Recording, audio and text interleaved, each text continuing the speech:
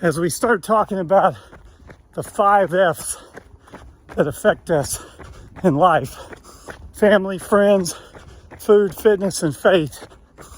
I think it's advantageous to look at each of these areas and consider how you can have an effect on these areas.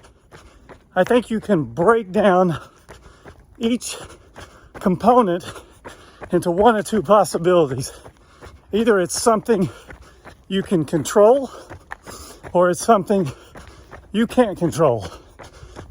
And so what I like to do is I like to write down on a piece of paper or a dry erase board a line across the top, one line right down the middle. Make a table. On the left, at the top, write control. Everything under it are things that you can control. On the right, I like to write release.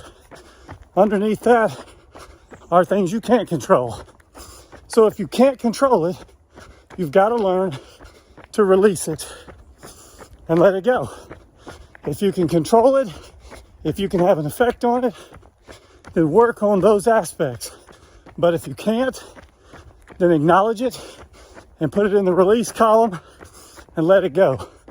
So everything that we talk about that applies stress or trials to our life are either things we can control or things we can't. And if we spend time worrying about or working on things we can't control, it's wasted time. So think about that. Get a sheet of paper, write on the top, control, release.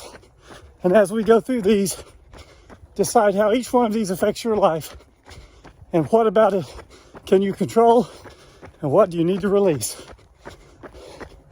Moyo, everywhere we go, just another step in the process.